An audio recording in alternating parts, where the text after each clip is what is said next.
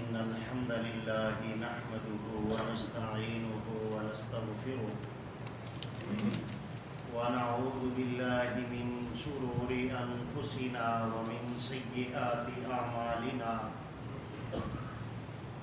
من يهده الله فلا مضل له ومن يضلله فلا هادي له وأشهد أن لا إله إلا الله وحده لا شريك له وأشهد أن محمدا عبده ورسوله أما بعد فإن خير الحديث كتاب الله وخير الهدي هدي محمد صلى الله عليه وسلم شر الأمور محدثاتها كل محدثة بدعة كل بدعة ضلالة كل ضلالة في النار أعوذ بالله السميع العليم من الشيطان الرجيم بسم الله الرحمن الرحيم الحج أشهر معلومات فمن فرض فيهن الحج فلا رفث ولا فسوق ولا جدال في الحج قال النبي صلى الله عليه وسلم عن ابن عمر رضي الله تعالى عنه قال رسول الله صلى الله عليه وسلم بني الإسلام على خمس شهادة الله إله إلا الله وأشهد أن محمدا عبده ورسوله إقام الصلاة وإيتاء الزكاة وحج البيت وصوم رمضان اللهم صل على محمد وعلى آل محمد كما صليت على إبراهيم وعلى آل إبراهيم إنك حميد مجيد اللهم بارك على محمد وعلى آل محمد كما باركت على إبراهيم وعلى آل إبراهيم إنك حميد مجيد تمام تعریفیں اللہ رب العالمین کی ذات کے لائق ہیں جو اکیلا مشکل کشا حاجت روا احکم الحاکمین ہے۔ بے حد درود اور سلام ہو امام الانبیاء محمد بن عبداللہ محمد رسول اللہ صلی اللہ علیہ وسلم کی ذات گرامی پر، جن کو کائنات کے مشکل کشا حاجت روا احکم الحاکمین نے کائنات والوں کی رشد و ہدایت کے لیے رحمت للعالمین بنا کر مبعوث فرمایا۔ میرے سامعین اور حاضرین، آپ کے سامنے قرآن کریم کی ایک آیات کریمہ تلاوت کی ہے، سورہ بقرہ کی۔ الحج اشہر معلومات فمن فرض فیہن الحج فلا رفث ولا فسوق ولا جدال فی الحج۔ اللہ رب العالمین فرماتا ہے کہ حج کے چند مہینے ہیں، یہ بات ذرا سمجھنے کی، لیکن آخری جو 10 دن ہیں ایام، وہ اللہ رب العالمین نے سب سے زیادہ قیمتی قرار دیے۔ لیکن 2 مہینے 10 دن، یہ 2 مہینے بھی حج کے مہینے ہیں۔ نبی کریم صلی اللہ علیہ وسلم نے اس کے اندر 2-3 باتیں سمجھائی۔ الحج اشہر معلومات فمن فرض فیہن الحج فلا رفث۔ رفث کا معنی آئے گا تفسیر کے اندر کہ انسان جب حج کا ارادہ کر لے اور یہ حج کے سفر پہ نکل جائے، فلا رفث، یہ اپنی بیوی کے ساتھ حقوق زوجیت کا کوئی بھی اہتمام نہ کرے اور اس سے الیکٹڈ کوئی گفتگو بھی نہ کرے۔ ولا جدال فی الحج، جدال کہتے ہیں کہ اس سفر کے اندر جانے کو، یا آپ نے کسی خادم کے ساتھ جھگڑا کرنے کو، یا ہم سفر کوئی بھی ساتھی ہو، اس پورے سفر کے اندر اس کو جھگڑا کرنے سے اللہ نے منع فرمایا، اور فسوق کا بھی اس کے اندر فرمایا۔ فسوق کا گناہ ہے، ہر طرح کا گناہ، زبان سے یا کسی طریقے سے۔ اس سفر کے اندر یہ 2-3 باتیں جو ہیں ان سے اللہ نے خصوصی طور پر منع فرمایا۔ اور جب انسان اپنے گھر سے احرام باندھ لیتا ہے تو یہ حالت حج کے اندر ہوتا ہے۔ نبی کریم علیہ السلام نے ارشاد فرمایا، جب انسان حج کے لیے احرام باندھتا ہے تو باندھنے کے ساتھ اس نے قدم رکھا اور لبیک اللہم لبیک لا شریک لک لبیک ان الحمد والنعمت لک والملک۔ جب یہ تلبیہ اس نے پڑھنی شروع کر دی اور حج کے لیے اس نے قدم رکھا، یہ فوت ہو گیا۔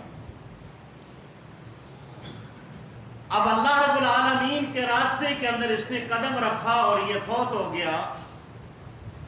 پیارے محبوب صلی اللہ علیہ وسلم کی وہ پاکیزہ زبان، جس کی پاکیزگی کے بارے میں آپ اتنا تصور نہیں کر سکتے جو رب العالمین نے انہیں عطا فرمائی۔ ہم تو ایک عام آدمی ہیں، ہماری تعریف میں تو وہ تعریف نہیں ہے۔ پیارے محبوب علیہ السلام کی تعریف کرنے والا عرش کا رحمان ہے، اور کبھی بھی عرش کے رحمان نے پیارے محبوب علیہ السلام کو یا محمد کہہ کر نہیں پکارا۔ حالانکہ تمام انبیاء کو یا ابراہیم بھی کہا، یا کے نام سے پکارا، لیکن محبوب کا ادب اور احترام یہ ہے کہ اللہ نے انہیں یا محمد کہہ کر کہیں بھی نہیں پکارا۔ یہ میرے محبوب کی شان ہے۔ اور پھر ان کی زبان کتنی پاکیزہ ہے، جس زبان کے ساتھ آپ یہ الفاظ کہہ رہے ہیں کہ اس نے قدم رکھا اور یہ فوت ہو گیا۔ اب یہ مہمان کس کا تھا؟ یہ اللہ کا مہمان تھا۔ اللہ کے راستے میں صرف اس نے ایک قدم رکھا، بیت اللہ تک نہیں پہنچا، یہ فوت ہو گیا۔ رب العالمین نے اس کے ساتھ یہ رحم کرتے ہوئے اور اس کے ساتھ اللہ رب العالمین نے اپنی میزبانی کا حق ادا کرتے ہوئے فرمایا قیامت تک جتنے حج بھی ہوں گے وہ حج اس کے نصیب میں لکھ دیے جائیں۔ یہ حج کی فضیلت ہے۔ اسی طرح جو آدمی عمرے کے لیے جاتا ہے اور اس نے قدم رکھا گھر سے، یہ فوت ہو گیا، اب یہ بیت اللہ تک بھی نہیں پہنچا، اپنے گھر کی دہلیز پر ہے، لیکن اس نے بیت اللہ کی طرف قدم رکھا عمرے کے لیے، یہ فوت ہو گیا۔ پیارے محبوب علیہ السلام نے ارشاد فرمایا قیامت تک اس کو ہر سال عمروں کا اجر اور ثواب عطا فرما دیا جائے۔ اب ہمارے کچھ لیبرل قسم کے لوگ اس طرح کے ہیں، اور میں برملا ان کا نام لے کر یہ کہتا ہوں، ان کو پرویزی گروپ کہا جاتا ہے، اور وہ بڑا متحرک ہے قربانی کے حوالے سے، اور وہ لوگوں کے اندر یہ باتیں پھیلاتے ہیں کہ جی یہ حج کرنے کی کیا ضرورت ہے، کسی یتیم بچی کی شادی کرا دی جائے، کسی غریب کو دے دیا جائے، اس سے بڑا اور کوئی حج ہو سکتا ہے تو کہو استغفر اللہ۔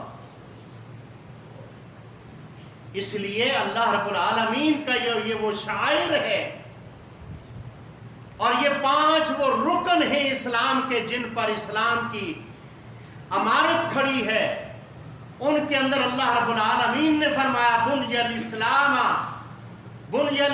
علی 5، اقام الصلاۃ، نماز، سب سے پہلے کلمہ پڑھنا لا الہ الا اللہ وَأَشْهَدُ أَنَّ مُحَمَّدًا عَبْدُهُ، یہ بات یاد رکھیں، وَأَشْهَدُ أَنَّ مُحَمَّدًا عَبْدُهُ، رسول سے پہلے اللہ کے بندے کی گواہی دینا یہ ہر انسان اور مسلمان کا فرض ہے. یعنی رسول بعد میں ہیں، پہلے اللہ کے کیا ہیں؟ اللہ کے بندے. اور بندہ وہ ہوتا ہے جو بندگی میں انتہا کر دے. اور یہ اللہ کی گواہی دینا کہ اشہد اللہ الہ الا اللہ، اللہ کے علاوہ کوئی بگڑیاں بنانے والا، کوئی مشکل کشا، کوئی حاجت روا، کوئی علم غیب جاننے والا، کوئی دور سے کوئی قریب سے سننے والا اگر کوئی ہے تو کون ہے؟ الا اللہ، اللہ. یہ حج کے راستے میں جانے والے کی گواہی یہ اسلام کا بنیادی حق ہے. اور پہلا حق جو ہے اسلام کا جو رکن ہے وہ لا الہ الا اللہ واشہد ان محمدا عبدہ ورسولہ. پھر گواہی دینا کہ محمد صلی اللہ علیہ وسلم اللہ کے بندے اور اس کے کیا ہیں؟ رسول ہیں. جب ہم یہ گواہی دیتے ہیں تو ہمارا اسلام مکمل ہو جاتا ہے، تمام شک اور شبہات ختم ہو جاتا ہے. اللہ کے لیے یہ بات کہنا کہ اللہ کے علاوہ کوئی معبود برحق نہیں، تو جتنے بھی معبودوں کی پوجا یا عبادت کی جاتی ہے ان کا وہ عقیدہ اس کا کلا کما ہو جاتا ہے. ایک اللہ کی عبادت کے لائق یہ جانے والا نعرہ لگاتا ہے، یہ اپنا عقیدہ بناتا ہے. وَأَشْهَدُ أَنَّ مُحَمَّدًا عَبْدُهُ وَرَسُولُهُ. میرے بھائیوں، میں اور آپ اس بات کی گواہی دیتے ہیں کہ محمد صلی اللہ علیہ وسلم اللہ کے بندے اور اس کے رسول ہیں. اللہ نے بھی ہمیں حکم یہی دیا ہے، آمن الرسول، تم ایمان لاؤ کس پر؟ اللہ کے رسول پر ایمان لاؤ. پھر اللہ رب العالمین نے اس کائنات کے اندر بڑی بڑی دنیا تھی، بڑے بڑے لوگ تھے، ان سب کے اندر اگر کسی کا طریقہ اللہ نے پسند فرمایا ہے آپ کے اور میرے لیے، وہ طریقہ ہے محمد رسول اللہ صلی اللہ علیہ وسلم کا. پھر حج مبرور کرنا. حج مبرور کے بارے میں آپ کو علم ہوگا، آپ صاحب علم ہیں. اللہ کے رسول صلی اللہ علیہ وسلم نے فرمایا جس نے حج مبرور کر دیا اللہ رب العالمین اس کی کسی دعا کو رد نہیں کرتے، ہر دعا کو اللہ قبول فرماتے. لیکن حج مبرور کیا ہے؟ الحج اشہر معلومات فمن فرض فیہن الحج فلا رفث ولا فسوق ولا جدال فی الحج. یہ اپنے راستے میں جب جائے اللہ کے راستے کے اندر تو یہ گھر سے نکلے، احرام باندھ لے، تو اس کے بعد اپنی بیوی کے ساتھ کوئی ایسی گفتگو نہ کرے جو حقوق زوجیت والی ہو. پھر یہ کوئی گناہ نہ کرے، یہ اس راستے کے اندر کوئی جھگڑا نہ کرے. تو پھر کیا ہے؟ یہ حج مبرور ہے. اگر اس راستے کے اندر کوئی اس کے ساتھ ظلم اور زیادتی بھی کرتا ہے، یہ صبر کر لیتا ہے، یہ اف تک نہیں کرتا، یہ حج مبرور ہے. حج مبرور اس کو کہتے ہیں جس کو اللہ قبول فرماتا. حج مبرور وہ ہے جس کو اللہ قبول کرتا ہے. اور حج مبرور وہ ہے جس کو اللہ قبول کرتا ہے ان شرائط پر، یہ آدمی پاگل بھی نہ ہو، یہ آدمی بے عقل بھی نہ ہو، یہ آدمی مشرک بھی نہ ہو. ایسا نہ ہو یہ بیت اللہ میں جائے اور وہاں سے کہے کہ ایک بکرا داتا دربار پہ چڑھا دینا میرے نام کا. یہ عقیدے والا بھی نہ ہو. یہ بھی نہ ہو کہ میرے سر کے اندر درد ہے تو فلاں کے پاس جانا، اس سے میرے اوپر دم ڈلوانا. وہاں سے آج کل فون پہ دم چل رہے ہیں نا، یہ دکانداری چمک گئی ہے. اور کوئی صحابی ایسا نہیں تھا جس صحابی نے یہ دکانداری بنائی ہو تعویذوں کی یا دم کی بیٹھ کر یہ دکانداری بنائی ہو. یہ دکانداری 1450 سال کے بعد آپ کے علماء نے، آپ کے مولویوں نے، آپ کے پیروں نے آپ کو دی ہے. رب کائنات کی قسم، اس کا اسلام کے اندر کوئی آپشن نہیں. اور یہ نہ ہو وہاں سے کہیں کہ فلاں آدمی حج پہ آنے والا ہے تو فلاں بزرگوں کے پاس جانا اور وہاں سے میرے لیے تعویذ کر کے بھیجنا تو تاکہ میری بیماری شفا ہوگی، اس کا بھی حج قبول نہیں ہوگا۔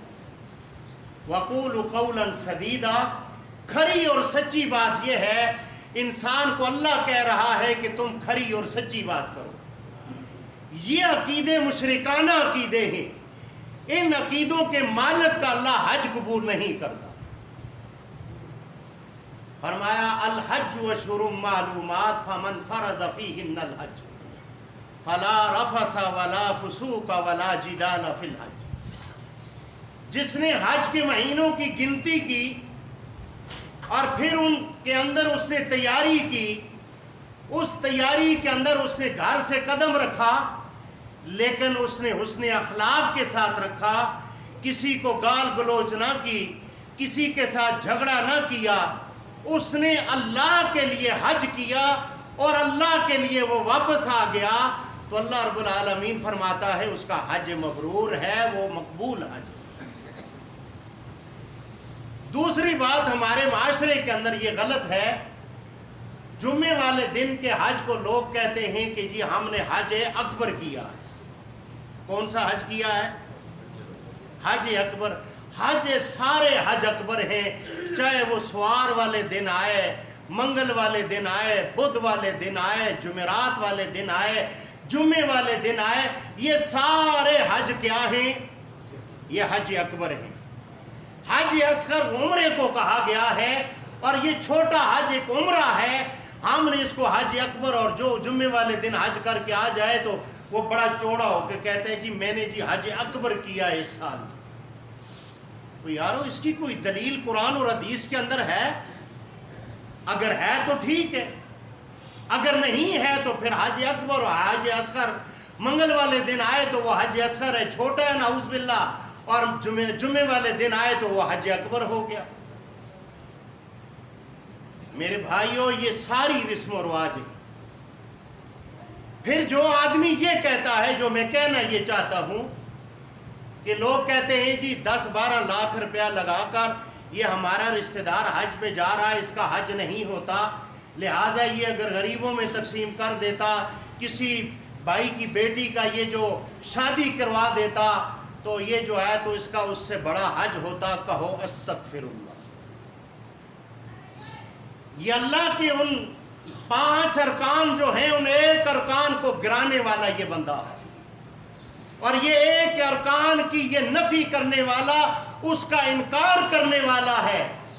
آپ سے ایک بات میں پوچھتا ہوں، پہلا ارکان شہادت ہے، نماز ہے، اور ایک آدمی نماز کا انکار کرتا ہے اور ایک آدمی یہ کہتا ہے یہ آدمی نماز میں نہ جائے، اور میں نماز پہ نہیں جاتا، نماز پڑھنے میں کسی آدمی کو اٹھا کے اسپتال لے کے جاتا ہوں، یہ نماز کا انکار کرتا ہے بغیر فتوے کے، بغیر کسی چونکہ چنانچہ بغیر کسی دلیل کے۔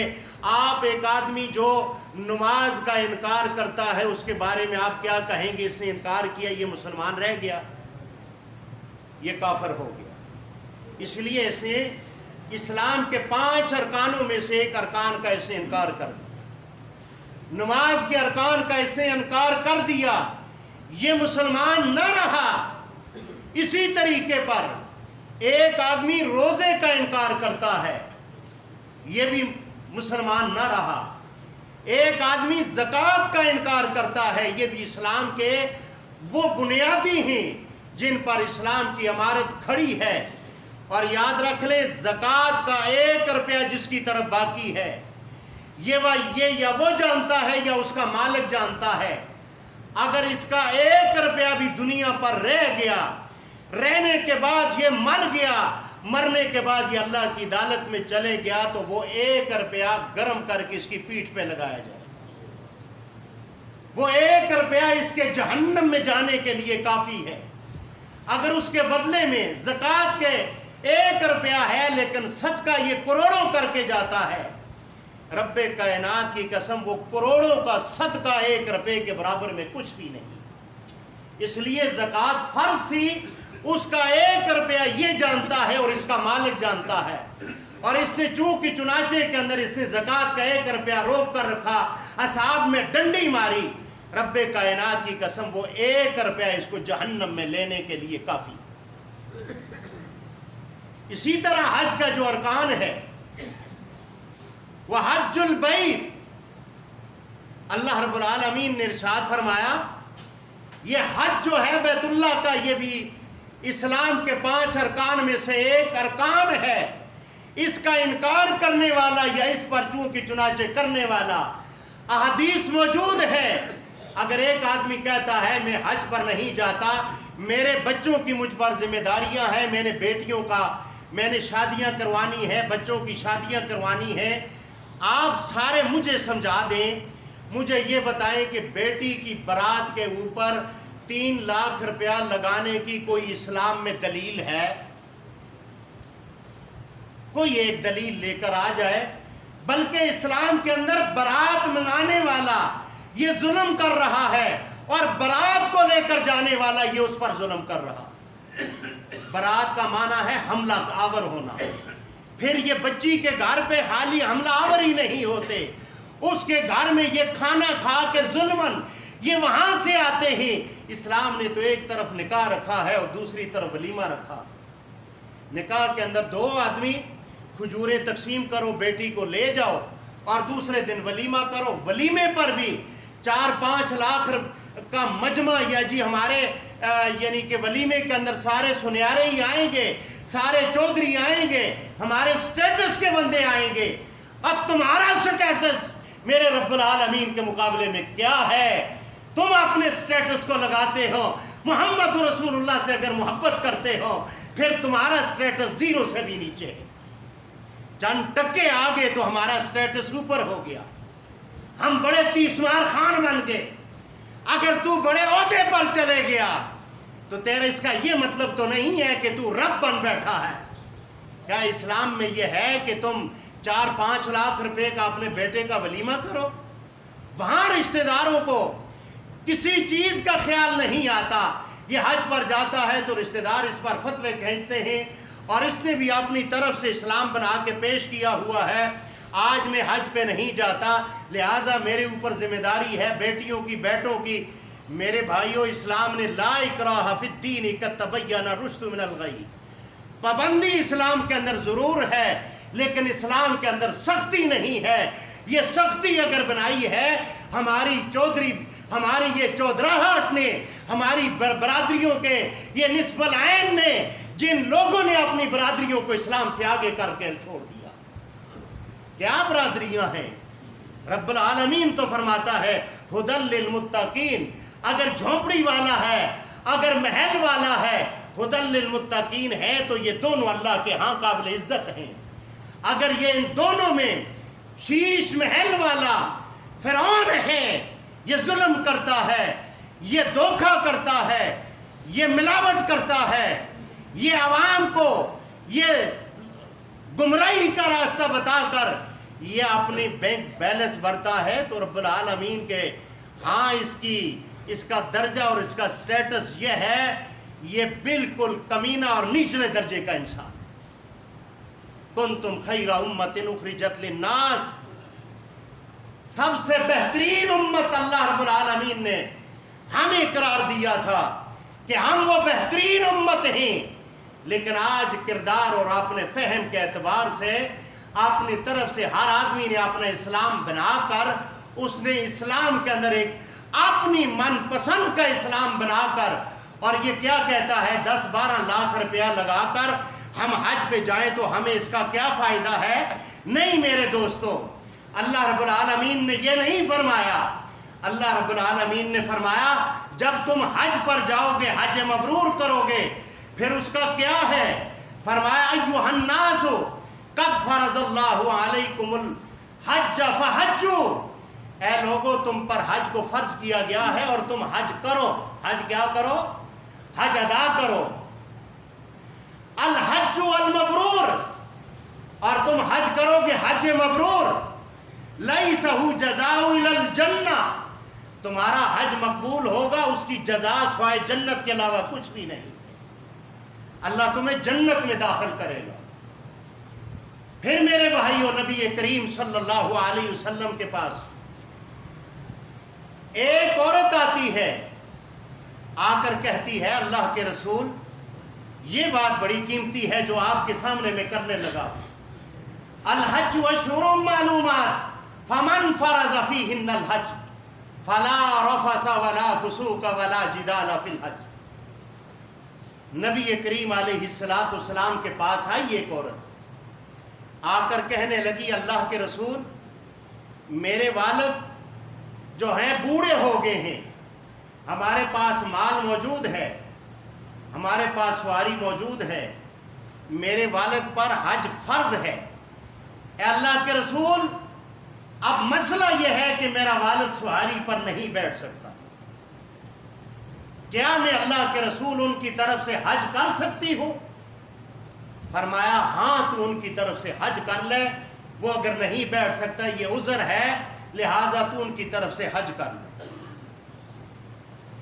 آج آپ مجمع میں بیٹھے ہوئے ہیں، وہ لوگ جن کے والدین فوت ہو گئے ہیں ان کے اوپر حج فرض تھا، مال تھا، حج فرض تھا، لاعلمی کے اندر انہوں نے حج نہیں کر سکا، یا کسی سستی کے اعتبار سے انہوں نے حج نہیں کر سکا، تو یہ اس اولاد پر فرض ہے ان کی طرف سے حج بدل کریں، یہ ان پر فرض ہے، یہ فریضہ ہے ان کے اوپر۔ اگر انہوں نے نہیں کر سکا اور وہ اولاد جانتی ہے کہ یہ حج بدل کرنا ان کی طرف سے یہ حق ہے، اگر نہیں کرے گی یہ اولاد تو کل قیامت والے دن یہ اپنے والدین کی مجرم ٹھہرائے۔ 8 اور 10 لاکھ کو نہ دیکھیں، اپنے فرض کو دیکھیں۔ اللہ رب العالمین نے جب آپ کو مال دیا تھا وَأَقْرِضُ اللَّهَ قَرْضًا حَسَنًا، تو اللہ رب العالمین اپنے حصے کا جو مال تھا اس کو اپنی طرف روک کر تمہیں اپنا مال دے دیتا، جس کے اندر نہ یہ آپشن ہوتا کہ تم خرچ کرو اور نہ آپشن ہوتا کہ تم بیت اللہ کا حج کرو، وہ مال تمہارا ہی ہوتا۔ لیکن اللہ رب العالمین نے اس کو دار الامتحان کہا ہے، یہ امتحان ہے۔ اگر آپ کے پاس 1 لاکھ روپیہ ہے تو 2500 روپیہ جو ہے اللہ رب العالمین نے آپ کا امتحان رکھا ہے کہ یہ 2500 روپیہ، حالانکہ لاکھ روپیہ پورا اللہ نے دیا ہے، کیا یہ 2500 روپیہ اللہ کا حق سمجھ کر یہ ادا کرنے والا ہے؟ یہ امتحان ہے اتنا بڑا سا۔ یہی وہ امتحان ہے جو شیطان کے جبڑے کاٹ کے رکھ دیتا ہے، اور اللہ کے راستے میں خرچ کرنے والا اللہ ہی نے تمہیں دیا، اللہ ہی تم سے قرض حسنہ مانگتا ہے، اور اللہ ہی تمہیں یہ کہتا ہے کہ میں 10 دنیا 70 آخر عطا فرماؤں گا۔ حضرت علی رضی اللہ تعالی عنہ ان کے پاس 1 درہم ہے، بازار چلے گئے، حضرت فاطمہ الزہرا رضی اللہ تعالی عنہ کو یہ انار بہت پسند تھا، 1 درہم تھا، وہ لے کر بازار گئے کہ میں 1 انار لے کے آؤں۔ پیارے محبوب علیہ السلام کی بیٹی لخت جگر کو انار بہت پسند ہیں، جب انار لے کر ادھر ہوئے تو آگے ایک شخص کھڑا تھا، کہا اللہ کے نام پہ مجھے انار دے دو۔ حضرت علی نے وہ 1 انار دے دیا اور گھر آ گئے۔ گھر آئے، ان کے چہرے پر خوشی کے اثرات ہیں کہ میں نے اللہ کے راستے میں خرچ کیا ہے۔ جب گھر پہنچے حضرت فاطمہ الزہرا رضی اللہ تعالی عنہ فرماتی ہیں اے علی آپ کے ہاتھ میں کچھ نہیں ہے اور آپ کے چہرے کی خوشی مجھے یہ بتاتی ہے تم کہیں اللہ کے راستے میں خرچ کر کے خوش ہو کے آ رہے ہو۔ کہا ہاں فاطمہ بات یہی ہے۔ اب تھوڑی دیر گزری تو حضرت عبداللہ ابن عباس کو محمد رسول اللہ صلی اللہ علیہ وسلم نے بھیجا اور 10 انار دے کر بھیجا۔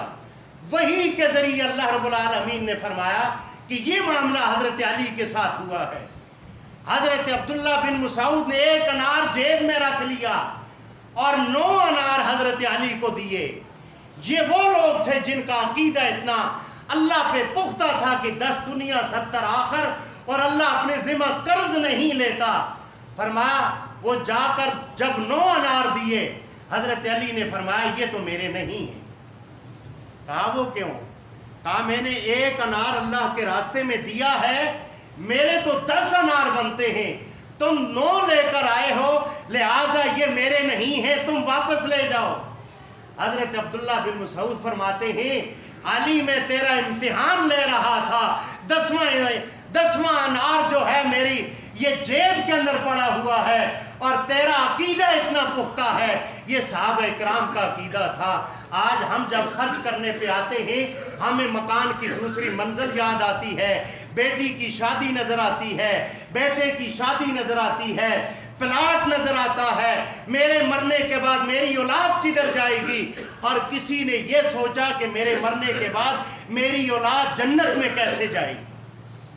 یہ کسی نے نہیں سوچا۔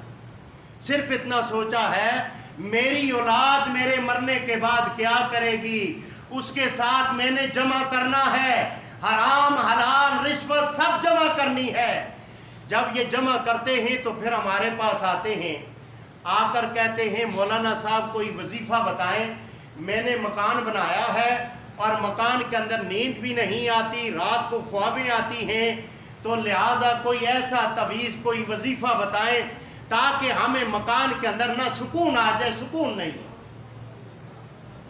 اللہ گواہ ہے میں نے ایک دو بندوں سے پوچھا کہ کہیں اس مکان کے اندر کسی کا گوشت دفن تو نہیں ہے، اس مکان کے اندر کسی کا حق دفن تو نہیں ہے، کسی کا دھوکہ کر کے کسی کے ساتھ فراڈ کر کے کہیں تو نے اس کی بلڈنگ بنائی ہو اور اس کے اندر اس کا خون دفن ہو اور تجھے سکون نہ آتا ہو؟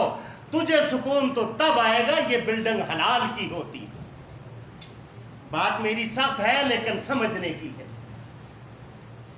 میرے بھائیو، اللہ رب العالمین نے فرمایا ایھا الناس قد فرض اللہ علیکم الحج فحجوا، تم پر حج کو فرض کیا گیا ہے اور تم حج کرو۔ حج مبرور کے بارے میں اللہ کے نبی علیہ السلام نے امت کو یہ کہا کہ تم حج کرو، اور جس کے پاس اپنا مکان ہو، اپنی گاڑی ہو اور 10-12 لاکھ روپیہ گھر کے اندر اس کا جو ہے بینک بیلنس ہو، اور گھر کے اندر کھانے کا راشن ہو، اور آگے سفر کا اس کے پاس زاد راہ ہو، رب کائنات کی قسم اس پر حج فرض ہے۔ اور وہ اگر حج نہیں کرتا، محمد رسول اللہ نے فرمایا ہے وہ یہودی مرے نصرانی مرے، اس کا معاملہ محمد رسول اللہ کی ذات پر نہیں۔ ہم جتنے حاجی نے، ہم جتنے تسبیحاں لے کر کھڑے ہو جائیں، جتنا قرآن پڑھ لیں، ہم جتنا جو کچھ کر لیں، محمد رسول اللہ نے اس کو اپنی امت سے نکال دیا۔ جیسے النکاح من سنتی فمن رغب عن سنتی فلیس منی، جو نکاح کی استطاعت رکھتا ہے اور وہ اپنی بیگم کو ایک چھتری دے سکتا ہے، یعنی اس کو گھر دے سکتا ہے، چاہے وہ کرائے کا ہو، اس کو 2 ٹائم کا کھانا دے سکتا ہے، فرمایا وہ اگر نکاح نہیں کرتا اس کا معاملہ ہم پہ، وہ محمد رسول اللہ کی امت سے نہیں ہے۔ بیت اللہ کے غلاف میں چھپ کر یہ نفل پڑھے، دعائیں کرے، محمد رسول اللہ نے اس کے برات کا اعلان کر دیا۔ اسی طریقے پر جس کے پاس 10-12 لاکھ روپیہ بینک بیلنس ہے، یہ آپ جانتے ہیں، یہ آپ کا مالک جانتا ہے، اگر چونکہ چنانچہ کر کے آپ اس بات کو چھپا لیں تو کل قیامت والے دن اللہ رب العالمین پوری امت کے سامنے کرے گا۔ تو یہ آدمی کیا ہے؟ یہ اللہ کے ان عمارت کو گرانے کے اندر ہے۔ اور پھر حج مبرور کے اندر وہ ہیں، اس مجمع کے اندر وہ لوگ بیٹھے ہوں گے جو رشتوں کے قاتل ہیں، جو رشتہ قطع کرتے ہیں، ناراض ہیں اپنی رشتہ داریوں سے۔ قرآن وہ وقت پہ پڑھتے ہیں، نماز 5 وقت کی دوڑ لگی ہوئی ہے، نماز پہ نماز، نماز پہ نماز، سجدے پہ سجدہ، قرآن پڑھتے ہیں، لیکن کیا ہے؟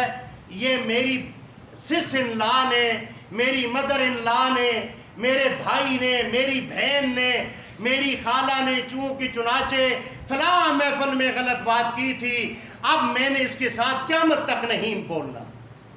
پھر کچھ لوگ ایسے ہیں مرنے سے پہلے وصیت کرتے ہیں کہ بھائی میری چارپائی، یعنی جس چارپائی پر میرا جنازہ رکھا جائے، یہ میری ساس، میرا سسر، میرا برادر ان لا، میرا بھائی، میرے چاچے کا بیٹا، میرا خالو، میری چارپائی کو ہاتھ نہ لگائے اور دنیا سے جاتے ہوئے بھی رشتہ قطع کر کے جا رہا. اب مجھے یہ بتائیں محمد رسول اللہ صلی اللہ علیہ وسلم، مجھے یہ بتائیں، ایک طرف ہم کہتے ہیں اللہ کے رسول بڑے سچے ہیں، بڑے سچے ہیں، اللہ کے بعد ان کا درجہ ہے بعد از خدا بزرگ تو ہی قصہ مختصر. تو کیا محمد رسول اللہ کی بات پہ تمہیں یقین کیوں نہیں ہے؟ محمد رسول اللہ نے فرمایا جو نہ چاہتے ہوئے کسی کی غلطی کو معاف کر دے اور اس کے ساتھ صلح رحمی کرے، میرے محمد رسول اللہ نے فرمایا کہ اس کو کہہ دو اس کو اللہ جنت میں گھر دے.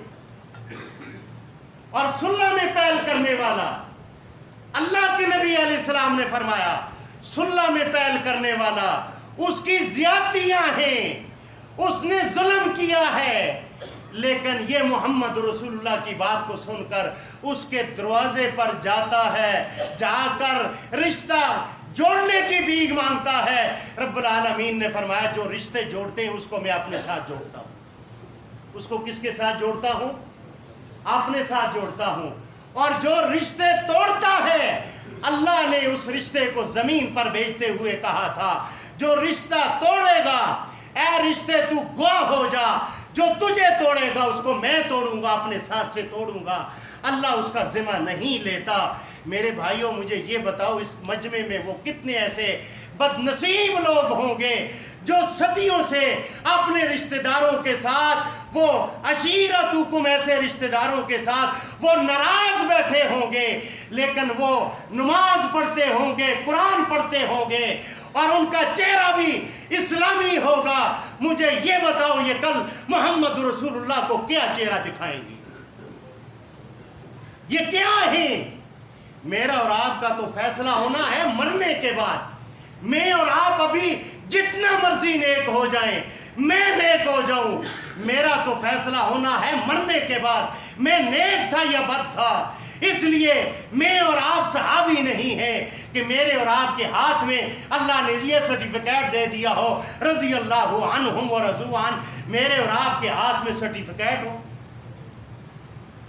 میرے بھائیوں، حضرت سیدنا ابو بکر صدیق رضی اللہ تعالی عنہ وہ ایک تنکے کو زمین سے اٹھا کر کہتے ہیں اے تنکے تو اتنا خوش قسمت ہے، پاؤں کے نیچے رون دیا جائے گا، لیکن قیامت والے دن کل تجھ سے اللہ حساب نہیں لے گا.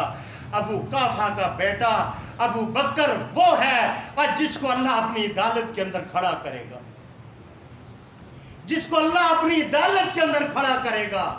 اور اللہ اگر تم سے یہ پوچھ لے کہ رشتہ قطع کرنے کا تو میں نے تجھے نہیں کہا تھا، تجھے تو جوڑنے کا کہا تھا اور تو نے رشتہ نہ جوڑا، تیرے سامنے میں نے دلیل محمد رسول اللہ کی بھیج دی تھی. مجھے یہ بتا تیرا کلمہ پڑھنے کا کیا اجر و ثواب ہوگا اور اللہ کے محبوب کی عدالت میں جا کر کیا کہ دے گا؟ یہ وہ شیطان کا تکبر ہے جو انسان کے دلوں کے اندر ہے کہ میں اس کے آگے جھک جاؤں، میں اور یہ میں اتنی بڑی چیز. اور میں محمد رسول اللہ نے فرمایا جس کے اندر میں کی طاقت ہے، جس کے اندر تکبر ہے رائی کے دانے کے برابر، فرمایا اس کو اللہ جنت میں داخل نہیں کرے گا. وہ قیامت والے دن میدان محشر کے اندر وہ چونٹیوں کے وجود کے اندر لوگوں کے پاؤں کے نیچے رون دیا جائے. مجھے یہ بتائیں آج کتنے لوگ ہیں رشتہ قطع کر کے قربانیاں کرتے ہیں، حج کرتے ہیں اور پھر کہتے ہیں مرنے کے بعد یا اللہ فلاں صاحب نو جی جنت الفردوس میں بھیج رہا. جنت الفردوس اتنی آسان ہے، زندگی کے اندر سب حرام حلال، میں کی رٹ لگائی ہوئی ہے. وہ بابا جی کیا کہتے ہیں؟ پھلاں دا تو اتر کٹ، پھلاں دا تو اتر کٹ، اتر دے دریا بہا، پھر اس دریا کے اندر تو گوتے لگا، مچھی وانگو تو گوتے لا، تیری بو پھر بھی نہیں مکنی، پہلے اپنی میں مکا. یعنی خوشبو کے دریا بہا دے، پھر اس کے اندر گوتے لگا مچھی کی طرح، تو اس کے اندر غسل کر. فرمایا کہ تیری स्मेल, बदबू, तेरी गंदगी की बदबू, जो तेरे अंदर गंद है, मैं का गंद है, उसकी स्मेल है, उसकी बदबू है। फरमाया वो मुश्क फिर भी खत्म नहीं होगी, पहले अपनी मैं मुका। मुसलमानों, हम बस सिर्फ मुसलमान हैं। शराब की बोतल पर जमजम लिख कर लगा दिया, माँ बाप ने लिख कर लगा दिया, बस ये मुसलमान है, इस्लाम का कोई कानून नहीं करना। मुझे ये बताओ, एक महफिल के अंदर एक रिश्ता कता करने वाला अगर इस महफिल में हो, रब्बे कायनात की कसम, हम जितनी दुआएं मांगे हमारी दुआ कबूल नहीं होगी। वो एक बदबख्त की तरह, एक बदबख्त की वजह से हमारे पूरे मजमे की दुआ कबूल नहीं होगी।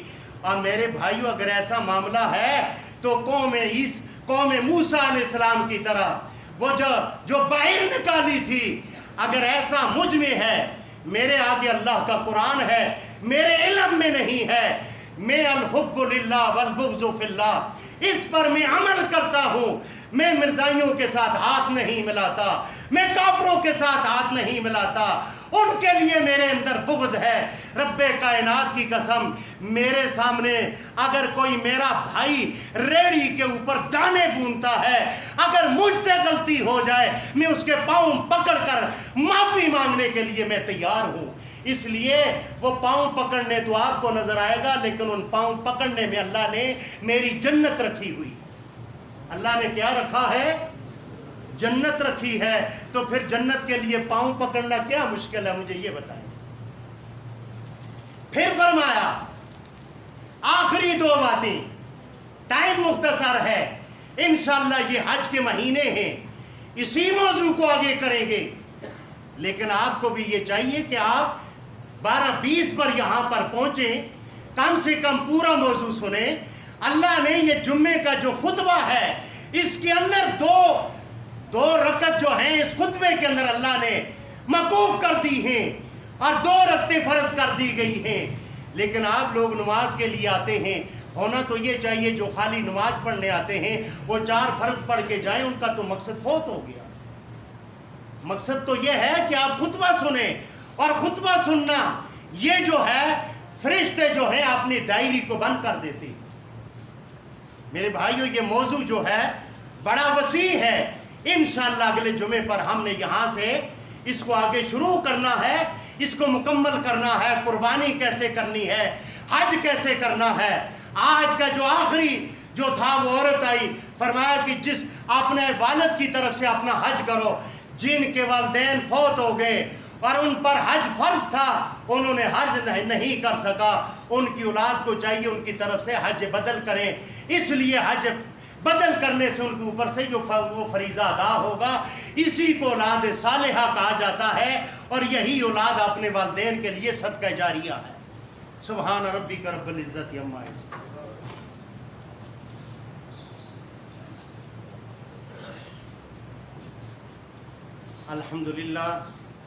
अल्हम्दुलिल्लाह हम्दन कसीरन कमा अमर, अम्मा बाद फ़इन्ना खैरल हदीस किताबुल्लाह व खैरल हदी हदी मुहम्मदिन सल्लल्लाहु अलैहि वसल्लम, शर्रल उमूरि मुहदसातुहा, कुल्ला मुहदसतिन बिदअह, कुल्ला बिदअतिन ज़लाला, कुल्ला ज़लालतिन फिन्नार। मेरे भाइयों, मुख्तसर टाइम है, टाइम 1 मिनट ऊपर हो गया है, 1 मिनट मैं लूँगा। एक तो राजा अज़हर साहब के लिए आपने दुआ करनी है, वो आज अस्पताल से डिस्चार्ज होंगे। फिर हमारे हाफ़िज़ रियाज साहब, उनके 2 स्टंट भी पड़े हैं और उनका गुर्दा सुकड़ गया है। अल्लाह रब्बुल आलमीन उन्हें भी शिफा अता फरमाए। ये भाई हैं गुर्दे के मरीज़, इनको भी अल्लाह शिफा अता फरमाए। मेरे भाइयों, पिछले जुमे पर मैंने सोलर के लिए ऐलान किया था, तो हमारे जो माशाल्लाह पुराने नमाजी हैं, माजरत के साथ आप नाराज़ ना होना, इनकी तरफ से हमें 1500 रुपया तोहफ़ा मिला है। लेकिन हमारे एक ऐसे भाई हैं मेरे सामने बैठे हैं, अल्लाह रब्बुल आलमीन उन्हें देने वाला करे, उन्होंने 5 लाख रुपया सोलर के लिए दिया है। इंशाअल्लाह अल्लाह उनको दुनिया में भी और आखिरत में भी अजर अता फरमाएगा। अब 10 लाख रुपया ऊपर आधा सामान आ चुका है, और इंशाअल्लाह ये मस्जिद वापटा को इंशाअल्लाह बिजली जो है ये फ़रोख्त करेगी, और इसके अंदर ऐसी भी चलेंगे, सब कुछ होगा। आप भाइयों को चाहिए کہ آپ یہ صدقہ جاریہ کے لیے آپ اس کے اندر خرچ کریں. یہ نہ دیکھیں یہ پیسہ کہاں جا رہا ہے. یہ پیسہ آپ دیں، حساب کرنے والا بیٹھا ہوا. بات میری سمجھ آ گئی؟ یہ معرفت کی باتیں. حساب کرنے والا بیٹھا ہے. 10 لاکھ روپے کی ہمیں ضرورت ہے اور آدھا سامان آ گیا ہے. بھائی ہارون صاحب اوپر سولر لگا رہے ہیں، ان کی ٹیم آئی ہے، سارا کچھ ہوا ہے. اور الحمدللہ میں آپ سے امید یہ کرتا ہوں اللہ کے بعد اللہ کی توفیق، لا توفیق الا باللہ، کہ آج انشاءاللہ یہ 10 لاکھ روپیہ اللہ پورا فرمائے. اللہ رب العالمین مجھے اور آپ کو دین اسلام سمجھنے کی اور اس پر عمل کرنے کی توفیق عطا فرمائے. وما علینا الا البلاغ.